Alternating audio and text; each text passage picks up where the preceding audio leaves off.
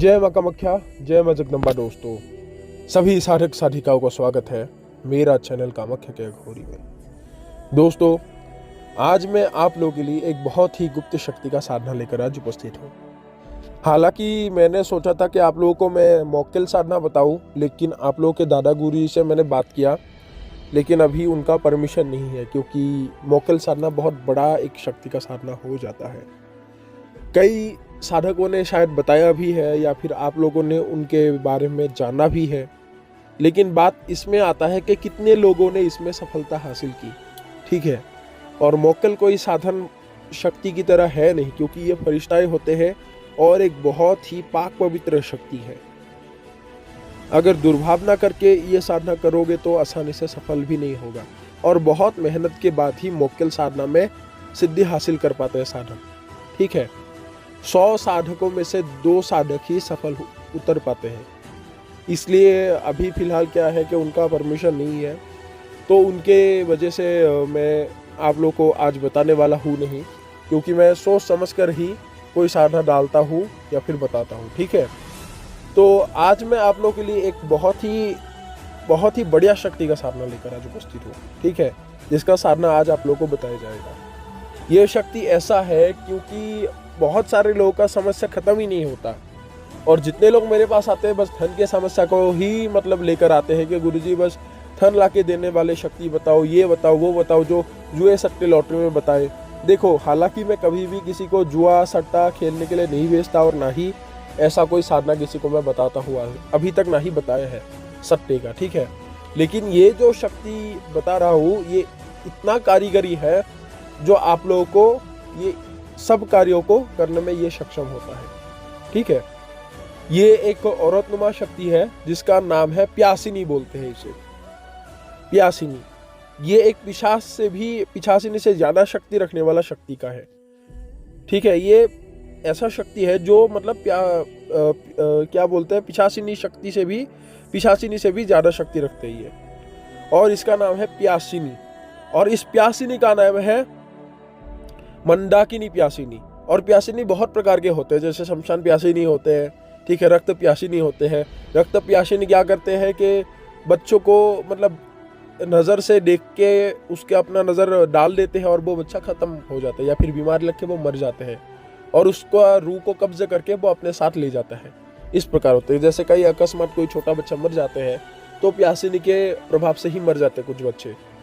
ठीक है, तो इस प्रकार होते हैं ये पिशाचिनी शक्तियों के ये प्रजातियाँ। ठीक है, ये भी एक योनि है प्यासिनी। और ये जो होता है ये आपका जो देवी भैरवी है उनके सेविका भी बोल सकते हो इस प्यासिनी को।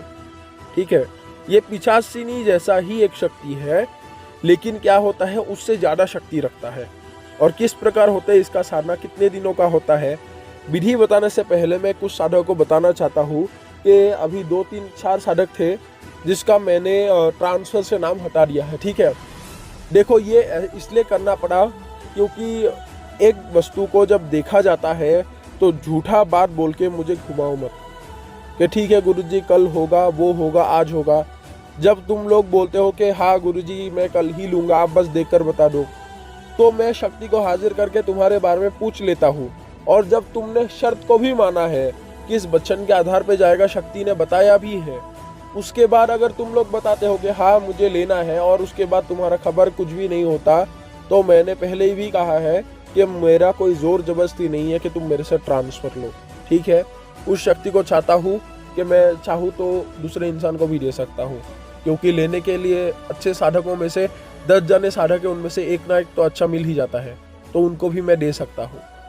ऐसा कोई मुझे पड़ा नहीं कि मैं आपके पीछे घूमता रहूं और आपके ही बार बार टाइम आते बताता रहूं, क्योंकि देखो ट्रांसफर करने का भी एक समय होता है। ठीक है, जिस प्रकार एक साधना होते हैं तो तुम्हारे नाम पे हमें भी साधना में बैठना पड़ता है, उसको शक्ति को बुलाकर सिद्ध करना पड़ता है। उसके बाद देखो, शक्ति को बुलाना कोई बड़ा चीज नहीं है, लेकिन किसी के लिए वश में करके किसी को देना वो बहुत बड़ा काम है। अगर कोई साधक भाई करते हैं ट्रांसफर तो उनको पता है कि ट्रांसफर करने में या फिर किसी को अर्पण देने में, शक्ति को प्रकट करने में उसको समय नहीं लगेगा, लेकिन जब किसी को वश में करके एक शक्ति देना होगा तो वो बहुत बड़ा काम आ जाता है। ठीक है, और कई लोगों का सवाल होते हैं कि गुरुजी इतना खर्चा क्यों, देखो, खर्चा जिसमें ज्यादा होगा उसका बात बहुत बड़ा है।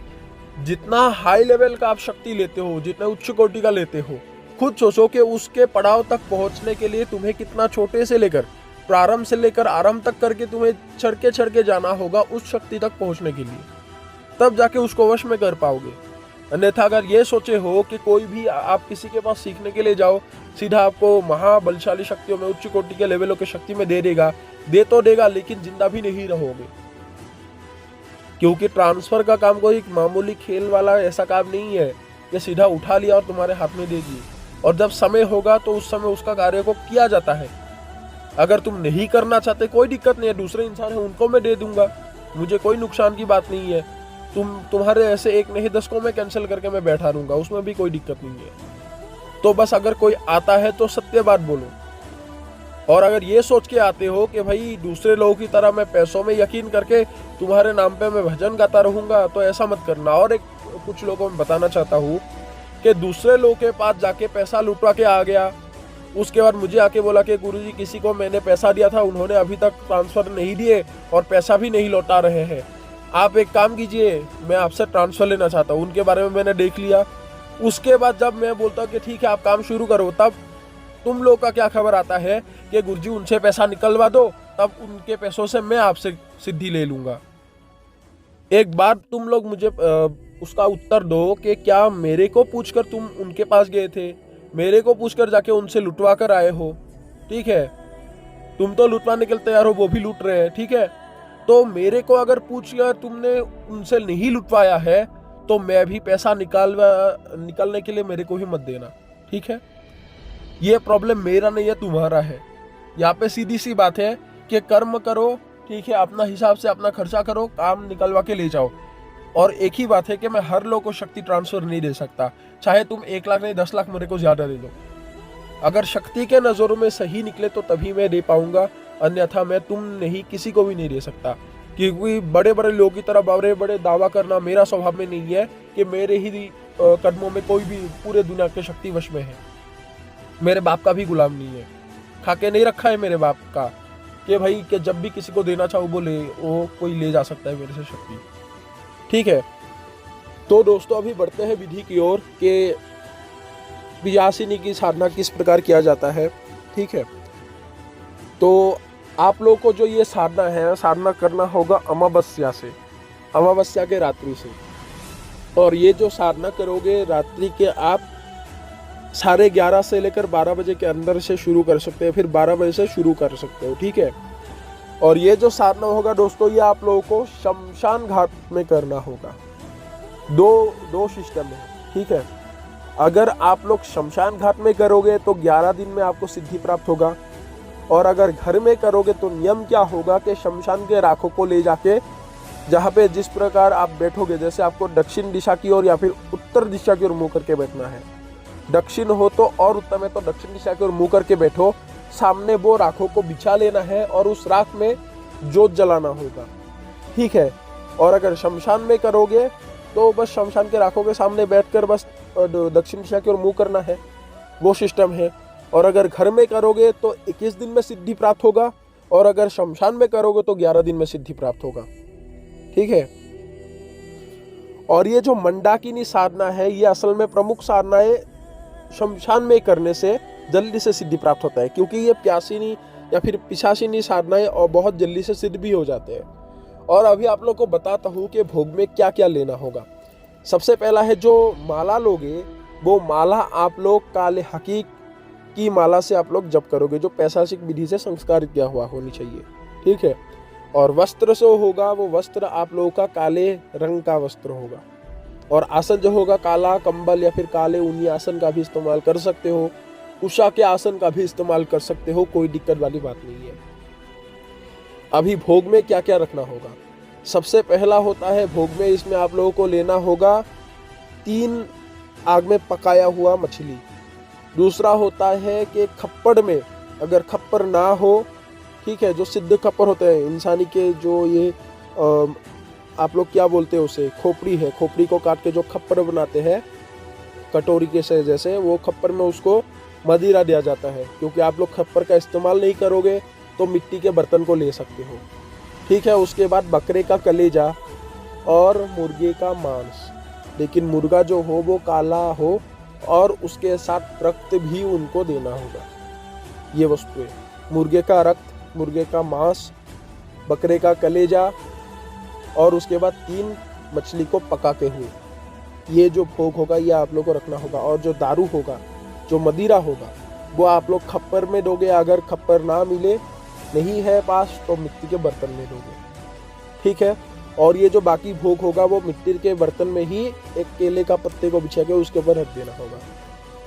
और सबसे पहला क्या होता है कि एक केले का पत्ता लेना है, उसमें आप लोगों को रखना होगा केले के पत्ते को। केले के पत्ते में 4 बतासे को 4 दिशाओं में जैसे करके रखते हैं, चारों कोनों में वैसे वो रख देना होगा। और उसमें एक सिंदूर का एक हर बतासे में तिलक लगाना होगा। तिलक लगाने का मंत्र है, ठीक है। और उसके बीच में एक दिया जलाना होगा, ठीक है। उसके बीच में एक दिया जलाना होगा। वो जलाना होगा आप लोग को जानवर के चर्बी से, चर्बी का दीपक होगा।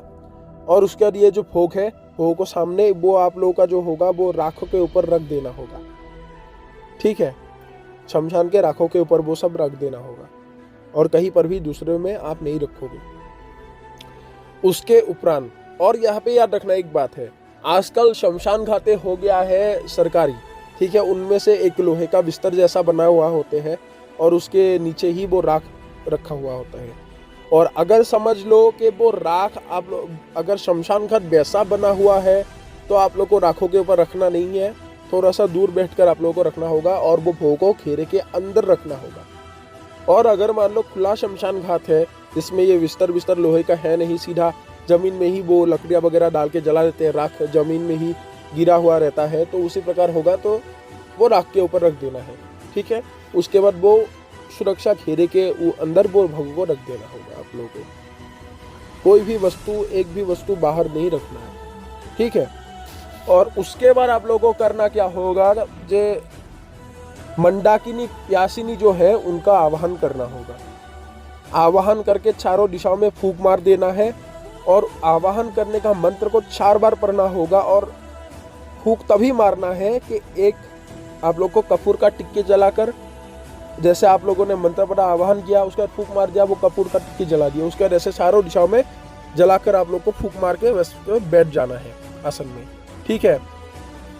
और सुरक्षा घेरा लगा लो और शरीर को भी सुरक्षा अच्छे से लगाना होगा, क्योंकि देखो ये कोई नॉर्मल शक्ति नहीं है, बहुत ही बलशाली शक्ति है। बस याद रखना सुरक्षा घेरा इसमें मजबूत रहे, इसमें कोई दिक्कत ना हो। और अगर मान लो एक बात है कि अगर इसमें डर खौफ करके अगर भागने के लिए कोशिश किए तो मान लो मार खा भी सकते हो या फिर मर भी सकते हो, ठीक है। मरने का चांस कम है, लेकिन मार खाओगे जरूर, मतलब पीटेगा तो जरूर। ये साधना में मैं खुद एक दफा पिटवा चुका हूँ अपने आप को ही, क्योंकि एक थप्पड़ तो मुझे भी पड़ा था, तो इसलिए मैं आप लोगों को बता रहा हूँ। जान माल की मतलब दिक्कतें तब है अगर शक्ति का बीच में अगर रंग रूप देख के अगर डरते हो, अगर भागने के लिए कोशिश करते हो, तो ज़्यादा मतलब डरपोक इंसान होगा तो मर सकता है। और अगर मान लो साहसी इंसान है तो पीटेगा जरूर, ये समझ लो।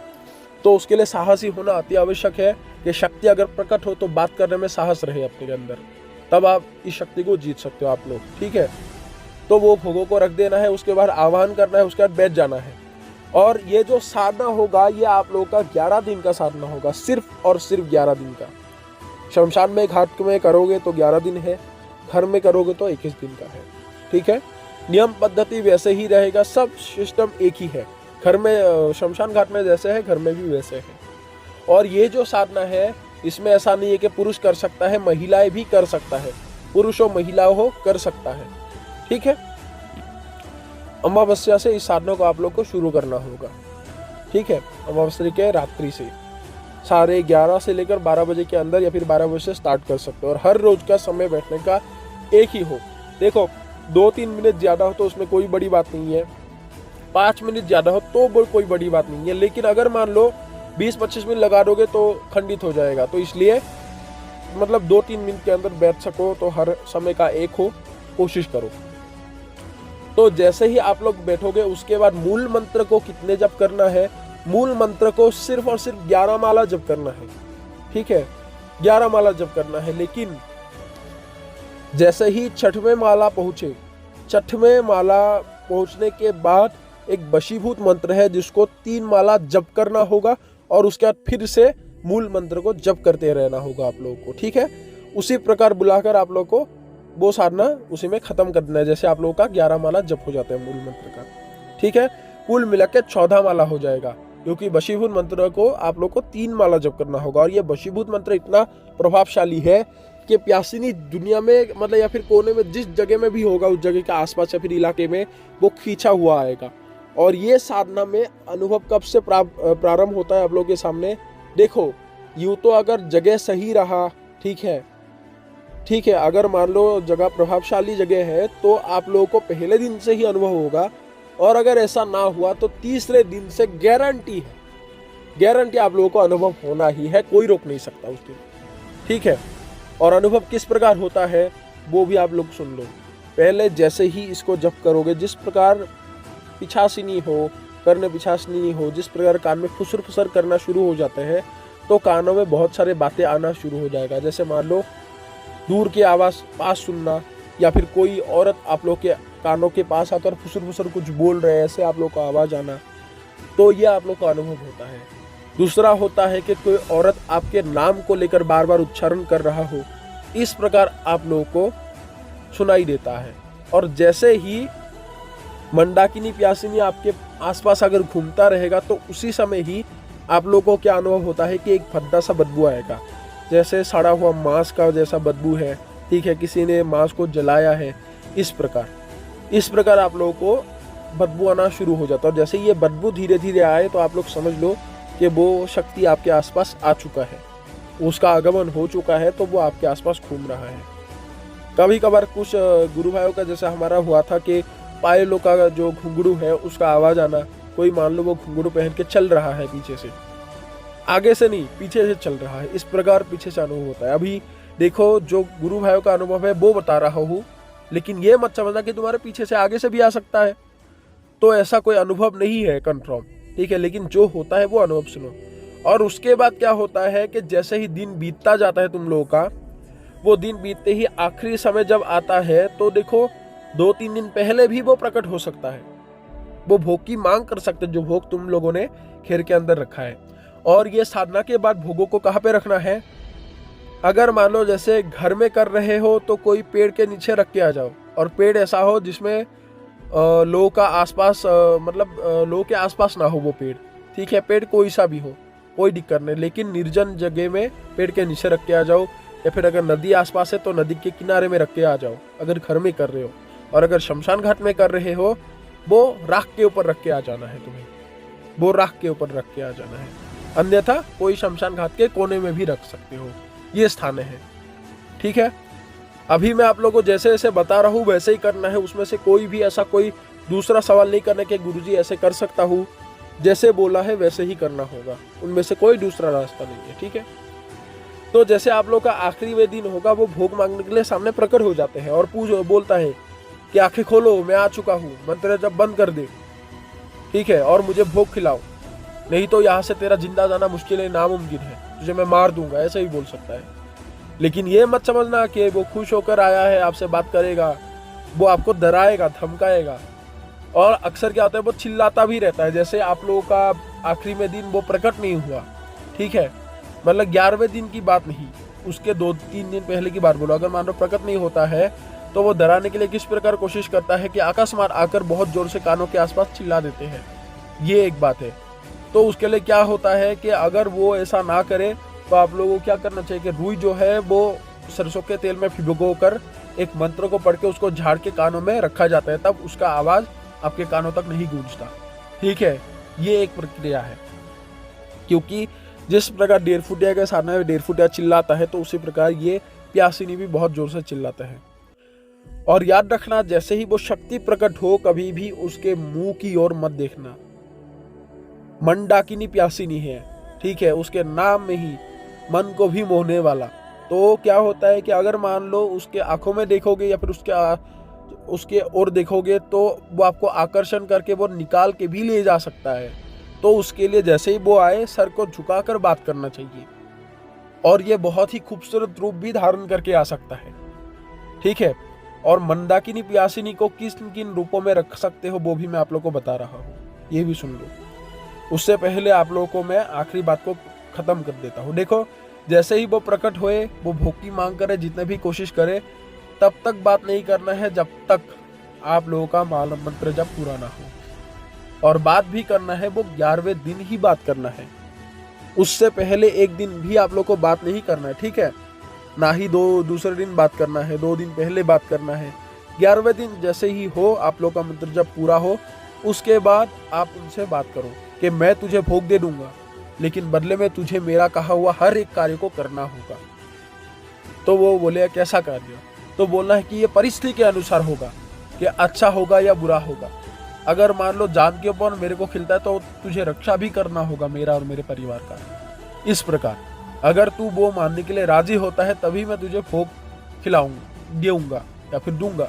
अगर तू मेरी बातों को इनकार करेगा तो तुझे भोग नहीं मिलने वाला है नहीं। तो जैसे ये बात बोलोगे तो वो जैसे ही हर रोज का वो भोग लेता रहता है, जिस प्रकार आप लोग साधना कंप्लीट करने का वो भोग को रख के जाओगे, वो भोग को ग्रहण करेगा। तो उसका लोभ आते ही वो बता देगा कि ठीक है, मैं तेरे लिए काम करूंगा और बदले में तुझे भोग भी खिलाना होगा। तो आप लोग को हाँ में भर देना है, क्योंकि देखो कार्य के बदले वो भोग जरूर लेगा और आपको हाँ मनवाना ही है, मानना ही पड़ेगा उसके भोगों को। तो कार्य के बदले उसको भोग खिलाना होगा आप लोगों को। और क्या क्या कैसे वो भोग लेगा वो उनसे बात कर लेना है। और उसके अनुसार ये जो प्यासिनी है, इस प्यासिनी 6 वचने मनवाया जाता है, ठीक है। वो जो 6 वचने होगा, जो भी कोई साधक इस साधना को करेगा वो 6 वचने तब बताया जाएगा, क्योंकि वचन गुप्त रखा जाता है, ठीक है। और उसके बाद आप लोग को करना क्या है कि जैसे ही बोलो उनसे आप वचन ले लो। वचन लेने के बाद उनसे बुलाने का तरीका पूछ लेना है कि किस प्रकार मैं तुझे बुला सकता हूँ, वो तरीका बता दे। और जैसे आप उनसे बात करोगे वो वैसे ही बताने से आपको बता देगा कि इस प्रकार तुम मुझे बुला सकते हो, मैं आ जाऊंगा। और ये शक्ति इतना प्रभावशाली है कि दोस्तों आप लोग चाहे उसको दिन में आवाहन करो या फिर रात में करो, संध्या में करो, कोई इनसे फर्क नहीं पड़ता, ठीक है, कोई फर्क नहीं पड़ता। बाकी कोई सा भी इसके जरिए पाक नापाक काम ले सकते हो, करा सकते हो, ठीक है। और ये जो शक्ति होता है, जैसे आप लोग वो बात बता रहोगे तो ये पूछेगा आप मुझे किस रूप में रखना चाहते हो। अभी देखो इसको क्या क्या रूप में रख सकते हो। इसको पत्नी के रूप में रखा जाता है, देवी के रूप में रखा जाता है, और एक दोस्त के रूप में भी रख सकते हो। बाकी कोई भी माता, कोई भी बहन के रूप में ही नहीं रहेगा, पत्नी के रूप में, दोस्त के रूप में और देवी के रूप में। अगर देवी के रूप में ही आप रखना चाहते हो तो उनको भक्ति पूर्वक ही रखना होगा, ठीक है। भोग खिलाओगे वो काम करोगे। लेकिन अगर कोई भी एक इतना खूबसूरत रूप धर के आया, उसको देखकर अगर मोहित हुए, काम वासना आप लोग का जागृत हुआ, तो उसके लिए दंडित भी होना पड़ेगा, बुरे नज़र नहीं डाल पाओगे। पत्नी के रूप में रखोगे तो उनसे क्या होगा, वो आपसे आकर शारीरिक संबंध भी बनाएगा, अपने आप को संतुष्ट भी करेगा, ठीक है। तो इनकार भी नहीं कर सकते, ये भी बात है। और अगर आप पत्नी के रूप में रखोगे तो हर कार्य को ये करेगा, हर कार्य को, ऐसा कोई कार्य नहीं है। लेकिन आप शादी नहीं कर पाओगे, ठीक है। अगर पत्नी है आपका तो उनसे थोड़ा सा दूर रहना होगा, उनके साथ मिल मिलाप नहीं रख पाओगे। अगर आप बिना शादीशुदा के हो तो आपके लिए उत्तम है, आप रख सकते हो।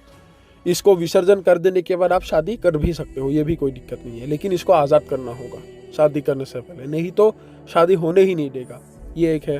और दोस्त के रूप में रखोगे तो दोस्त के हिसाब से ही रहेगा, लेकिन बुरे नज़र इसमें भी नहीं दे सकते, दंडित होना होगा, ये याद रखना। और याद रखना कि जब आप लोगों का वो समय होगा, जब वो शक्ति प्रकट होगा, देखो भयंकर रूप धारण करके भी आ सकता है। जैसे मान लो दोनों पैर उसका उल्टा जैसा हो, वो हवा में लटका जैसा भी रह सकता है, जो हवा से जमीन से ऊपर है, एक हाथ ऊपर, ठीक है। जैसे आपके घुटनों के तक जितना ऊंचाई होगा उतनी ऊंचाई में वो हवा में टांगे जैसे वो खड़े रहेंगे, इस प्रकार भी हो सकता है। तो कोई भी भयानक शक्ल लेके आ सकता है, तो उसको देखकर डरना नहीं और भागना नहीं है। मैंने पहले भी कहा है, भागोगे तो पीटे जाओगे, ठीक है। तो साहस के साथ बात करो, और जो भी रूप में रखोगे, तीनों के रूप में आप उसको रख सकते हो, तीनों में सबसे अच्छा उत्तम रहता है पत्नी के रूप और उसके बाद दोस्त के रूप में।